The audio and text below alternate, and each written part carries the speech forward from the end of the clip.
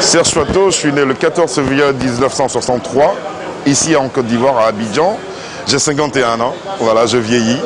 Et puis, que dire de plus, longtemps j'ai bossé à la RTI pendant une vingtaine d'années, ensuite allé à Paris pour un diplôme en journalisme.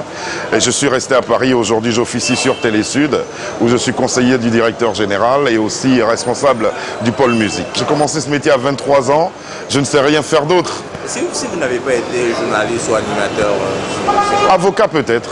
Et pourquoi? Ben, j'aime bien, c'est quelque chose que j'aime bien. Les films en général que moi je regarde, ce sont des films relatifs au palais de justice, à ces choses-là, j'aime bien. Ça me fascine beaucoup. Vie familiale? Vie familiale, je suis père de 2 filles, dont une qui est ici et une qui est à Paris. Je suis en train de divorcer malheureusement. C'est dommage de le dire ainsi et voilà. Voilà, je continue ma vie avec une autre personne dont j'aimerais bien taire le nom.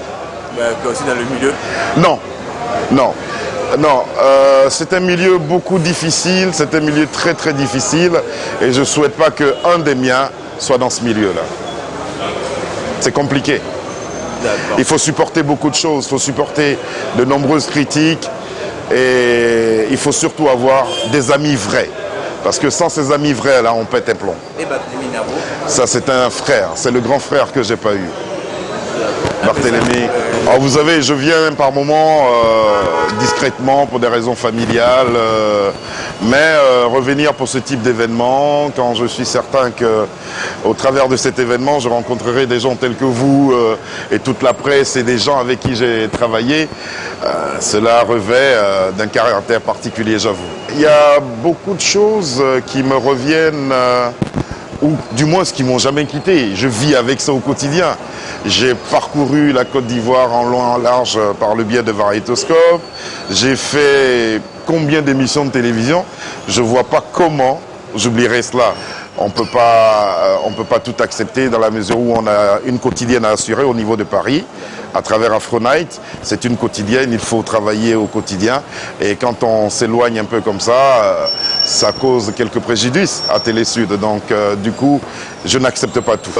C'est dommage, mais dans la vie, c'est comme ça aussi, on ne peut pas tout accepter.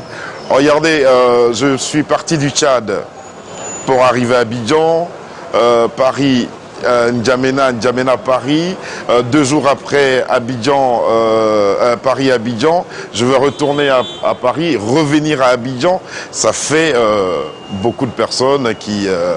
ça fait d'autres charges en plus au niveau de la chaîne et tout ça. Donc on évite... on n'accepte pas tout. Dans la vie et dans ce métier, ne tiennent longtemps que ceux qui ont de la rigueur dans ce qu'ils font. Pour moi, la télévision, quand on me dit top, c'est parti, ce n'est plus un jeu. C'est ce qu'on a travaillé avant, qu'on met en application sur un plateau, tout en gardant le côté naturel. Il faut avoir de la rigueur dans tout ce qu'on fait. Et les gens ont par moments mal interprété, mais quand on a calé sur quelque chose, quand on veut être carré dans ce qu'on fait, il faut évidemment un peu de rigueur, je pense. Touche quand je traverse Abidjan, c'est la reconnaissance de ce public-là, qui j'avoue me manque, hein, ce contact me manque. Non, jamais.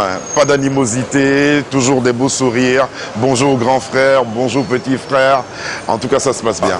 Ouais, c'est triste que cette belle émission n'existe plus, c'est bien dommage. J'ai aucun regret. J'ai aucun regret, je vis avec... beaucoup d'émotions, ces moments-là quand je prends le temps d'y penser. Et c'est des choses aussi qui m'ont formé. C'est ces choses-là qui ont permis ce lien et ce contact avec le public. Donc c'est toujours des moments très très forts pour moi.